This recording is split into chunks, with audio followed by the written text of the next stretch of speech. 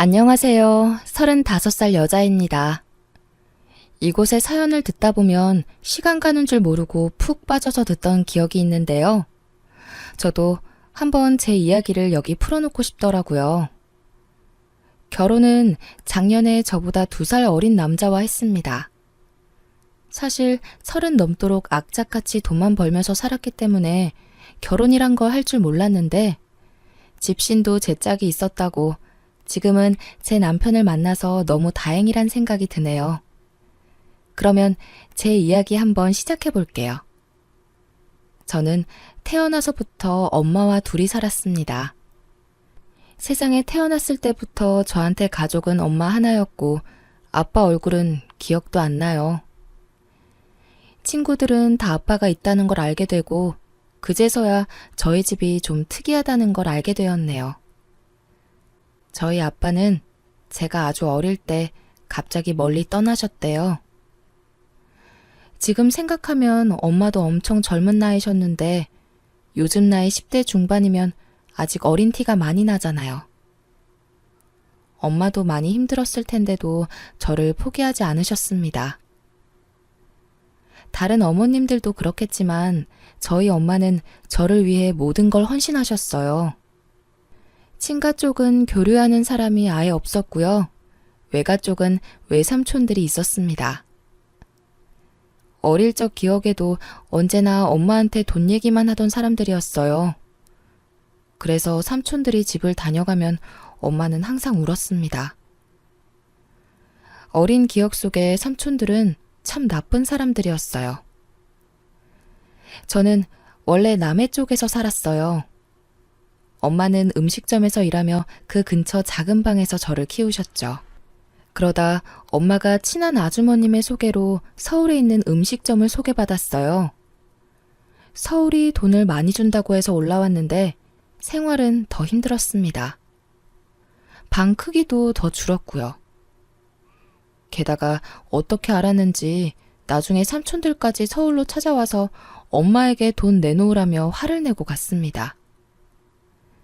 그런 외삼촌들을 보면서 하루빨리 성공해서 엄마 호강시켜주고 싶었어요.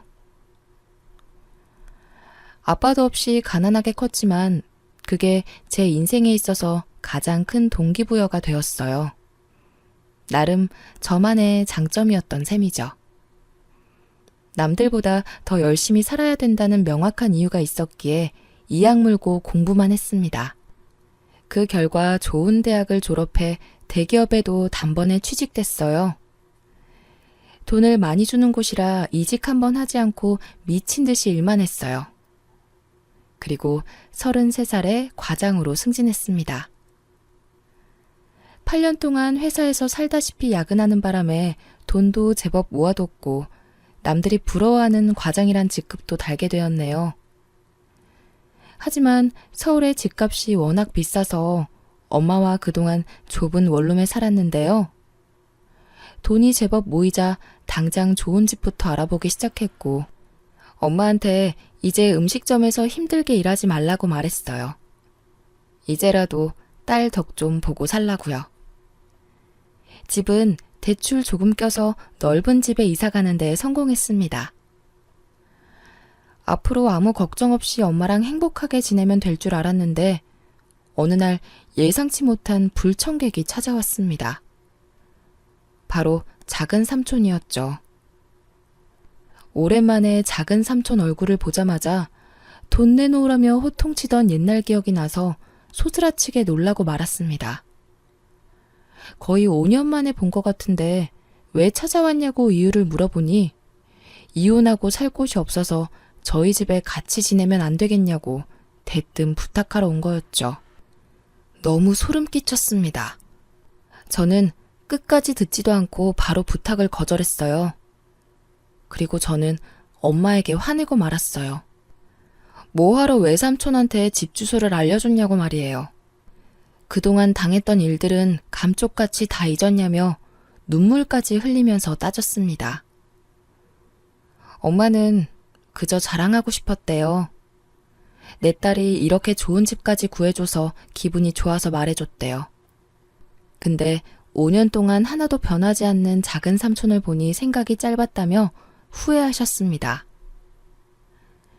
그런데 며칠 뒤 이제 큰 삼촌까지 찾아왔어요. 주말에 TV를 보며 쉬고 있는데 누가 벨을 눌러서 가보니 큰 외삼촌이었습니다. 정말 기겁하는 줄 알았네요. 자세히 보니 옆에 작은 삼촌도 같이 온 것 같더라고요. 그 깡패 같은 성격 어디 안 갔는지 무례하게 복도에서 빨리 문 열라며 시끄럽게 하는 바람에 결국 열어주고 말았습니다. 큰 외삼촌은 아주 제 집처럼 거실에 들어오더니 이곳저곳을 모질하는 사람처럼 살펴보기 시작했어요. 가구는 어떻고 벽지 상태까지 일일이 다 살펴보더군요. 그러더니 자기 혼자 거실 바닥에 앉아서 저와 엄마를 불렀습니다. 그리고는 정말 충격적인 말을 내뱉더군요. 지민이 이제 성공했나 보네? 과장도 달았다며? 이 넓은 아파트에서 사는 거 보니 그 말이 진짜인가 보네. 외삼촌이 여길 왜 왔냐면 말이야. 지민이 너도 머리가 컸으니 알 거 아니야.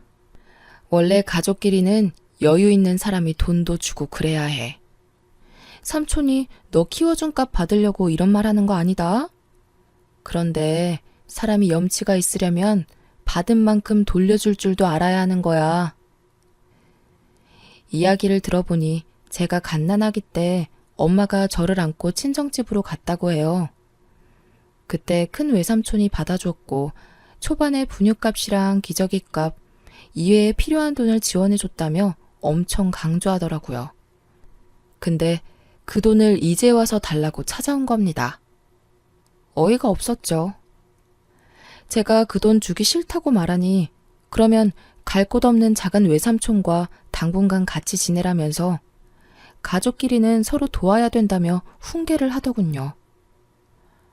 얼마나 뻔뻔하면 저런 말을 표정 하나 안 바뀌고 내뱉을 수 있을까요?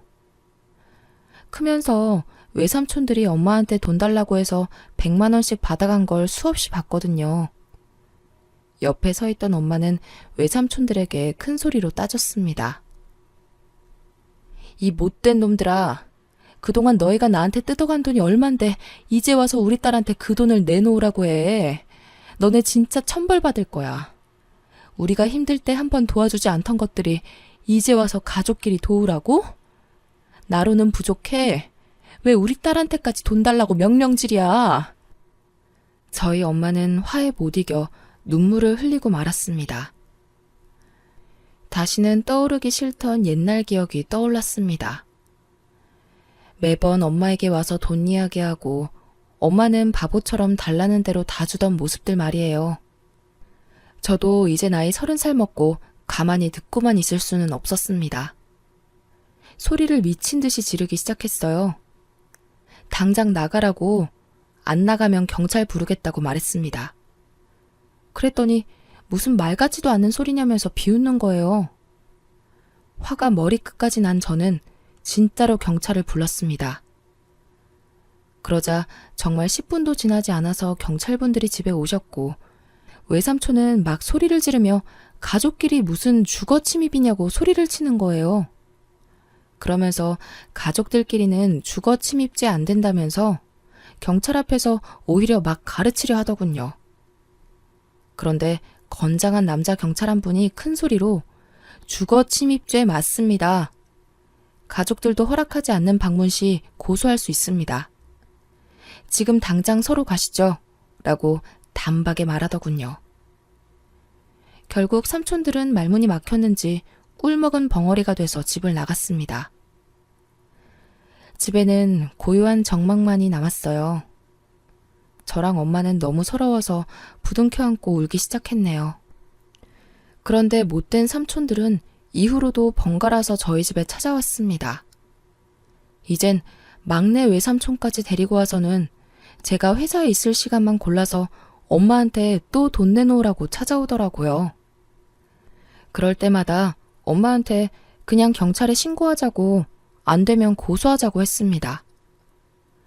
어쩔 수 없이 진짜 경찰서에 가서 진술서를 썼고 엄마 혼자서 경찰서를 왔다 갔다 하는 일이 잦아졌어요. 그런데 하루는 제가 휴가날이라 집에서 쉬고 있었는데요. 엄마가 아침부터 부지런히 음식을 하고 있는 거예요. 그래서 물어보니 경찰분들 힘들 텐데 우릴 위해서 고생하니까 반찬 몇 가지 만들어서 주러 가는 거라고 하더라고요. 처음엔 그런가 보다 하고 신경 안 쓰고 있었습니다. 그런데 나중에 알고 보니 엄마는 그때부터 열심히 사윗감을 찾고 계신 거였죠. 엄마는 전부 계획이 있었나 봐요. 아무튼 한 달 동안 잠잠하다가 어느 주말에 또 벨이 울리길래 설마 하고 밖을 봤는데 큰 외숙모가 서 있었습니다. 너무 어이가 없어서 문을 열지도 않고 인터폰으로 왜 왔냐고 물어봤어요. 그랬더니 저한테 엄청 반가운 척하면서 얼굴 보러 왔다면서 웃는 거예요. 외숙모 한 분만 있는 줄 알고 문을 열었더니 그제서야 뒤에 숨어있던 삼촌들 3명이 나란히 등장하더라고요. 이번에 아예 짐까지 싸서 눌러앉을 작정으로 온 것 같았습니다. 이혼당한 작은 외삼촌은 갈 곳이 없어서 그동안 큰 외삼촌 집에서 함께 살았나 봐요. 그것 때문에 외숙모가 폭발해서 짐까지 다 싸게 해서는 저희 집으로 왔더라고요. 그러면서 그 커다란 짐을 들이밀고는 작은 외삼촌 좀 잠시만 지내게 하자고 하는데 너무 어이가 없어서 절대 안 된다고 현관을 못 넘어오게 막았습니다. 나중에는 저를 밀치면서 들어오려고 하더라고요. 그때 엄마가 뒤에서 누군가에게 전화를 하는데 그땐 경황이 없어서 그냥 경찰에 신고하나 생각했어요. 몇 분 뒤에 엘리베이터에서 덩치 좋은 남자가 내렸는데 경찰 복장이 아니라서 누구지 싶었어요. 저는 처음 보는 남자였거든요. 그 남자는 현관까지 들어오려는 외삼촌들을 물리치고는 그 짐들을 번쩍 들어서 엘리베이터 안에 던져버렸습니다.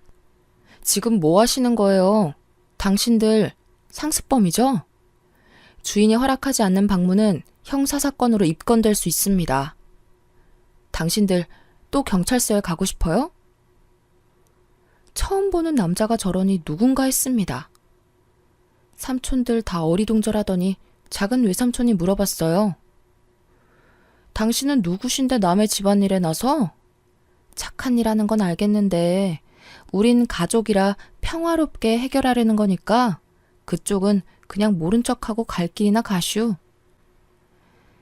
작은 외삼촌의 말에 그 남자는 주머니 속에 자신의 신분증을 꺼냈고 저희한테 경찰 공무원 신분증을 떡하니 보여주더라고요. 그제서야 저번에 도와주신 경찰관이신 걸 알았습니다. 외숙모랑 외삼촌들 전부 신분증을 확인하자 곧바로 조용해지더라고요. 결국 한마디도 못하고 전부 나갔습니다. 그들이 엘리베이터 타는 것까지 확인하자 저는 그대로 현관에 주저앉았어요. 집에 못 들어오게 막느라 정말 온 힘을 다 썼거든요. 근데 엄마는 뒤에서 웃고 계셨어요. 엄마가 찬물을 한 잔 가져왔는데 저에게 주는 건 줄 알았거든요. 근데 저는 쳐다도 안 보고 저를 지나치더니 그 경찰관 아저씨에게 주더라고요.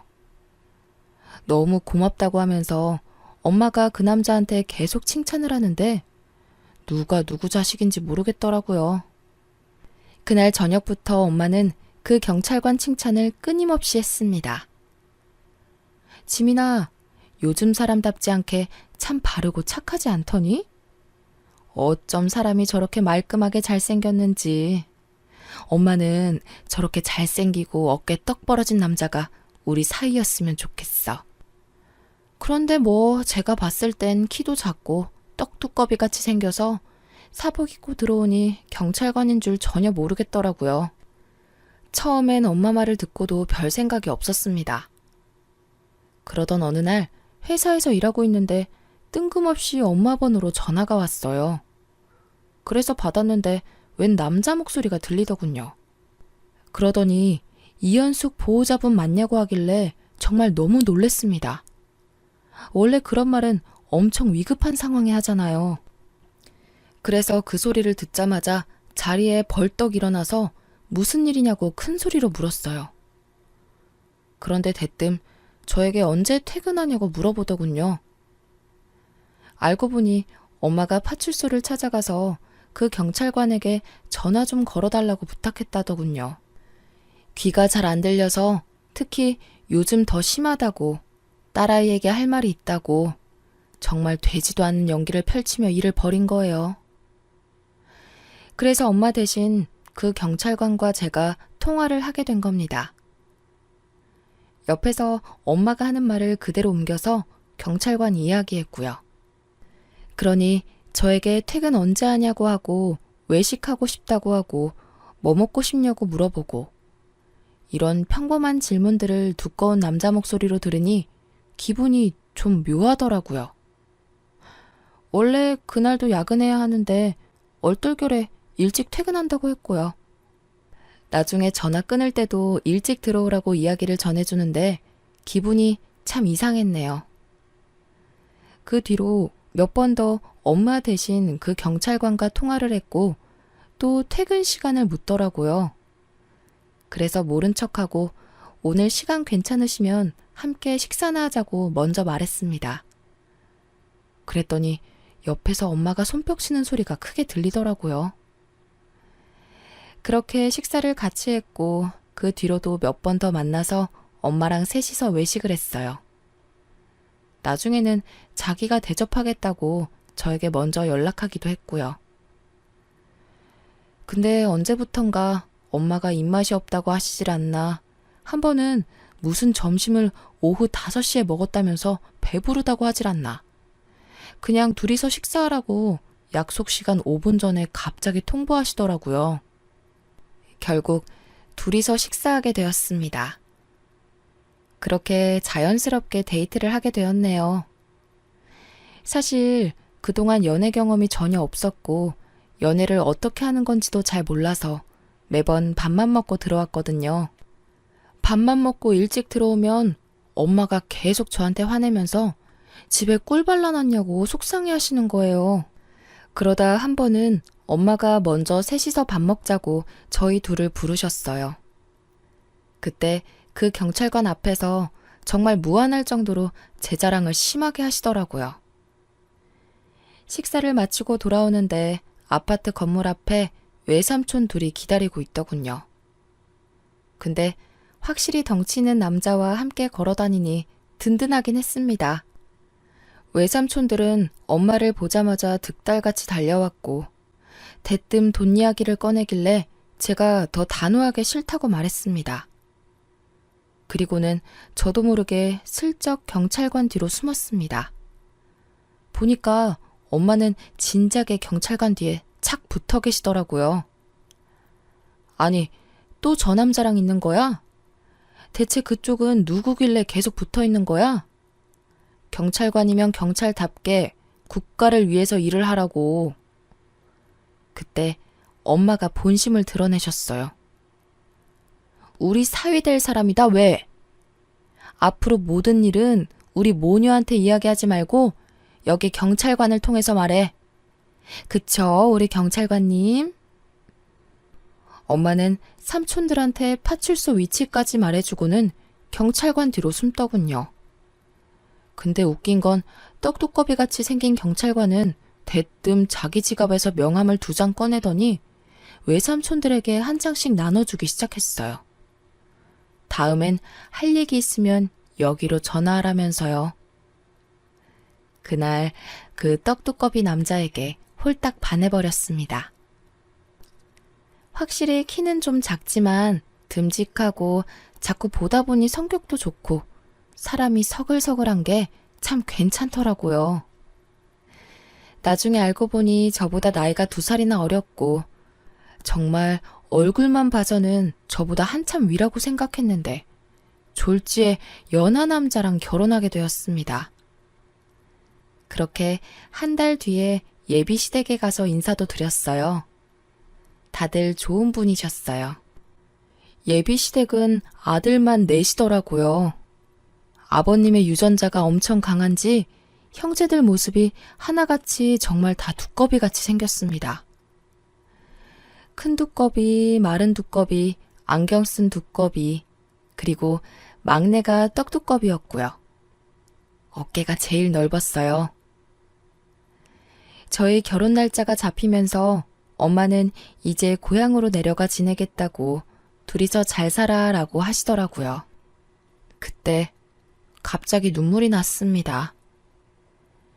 솔직히 두꺼비 보고 그냥 결혼을 하지 말까 생각도 했어요. 근데 제 마음을 알고 있었는지 저에게 먼저 장모님과 함께 지내자고 말해주더군요. 그날 참 많이 울었습니다. 지금껏 살아오면서 제가 봐온 남자들은 외삼촌들 같이 이런 실망스러운 사람뿐이었는데 점점 잘생긴 두꺼비가 되어가는 것 같았네요. 시댁에서도 당연히 그렇게 하는 게 맞다고 지금까지 힘들게 키워주신 홀어머니를 어찌 고향에 가시게 두냐고 하시더군요. 그 이야기를 듣고 저랑 엄마가 얼싸안고 또 울었어요. 어찌 이런 훌륭한 분들을 사돈으로 만나게 되었냐고 좋아하시면서요. 그렇게 결혼식을 올렸습니다. 외삼촌들도 다 불렀어요. 저희 결혼식은 누가 봐도 신랑이 경찰관이라는 게 너무 티가 났거든요. 주례 선생님부터 사회자, 축가 모두가 경찰 간부들이 해주셨습니다. 외삼촌들도 다 봤고요. 그날 이후로 외삼촌들이 찾아오거나 연락하는 일은 단 한 번도 없었어요. 늘 저희 집엔 떡두꺼비가 있거든요. 오늘도 집에 들어오니 그 떡두꺼비가 청소를 하며 자기가 엄마 좀 챙기라고 또 잔소리를 하고 있습니다. 남편이 저렇게 우리 엄마를 챙기니 저도 자연스럽게 시부모님을 많이 챙기게 되더라고요. 그래도 아직 많이 부족하지만 늘 더 많이 챙기려고 노력하고 있습니다. 우리 엄마는 요즘 저보다 사위가 더 편하신 것 같아요. 아직도 궁금한 점이 우리 엄마는 어떤 모습을 보고 떡두꺼비 경찰관을 사윗감으로 보셨는지 참 신기합니다.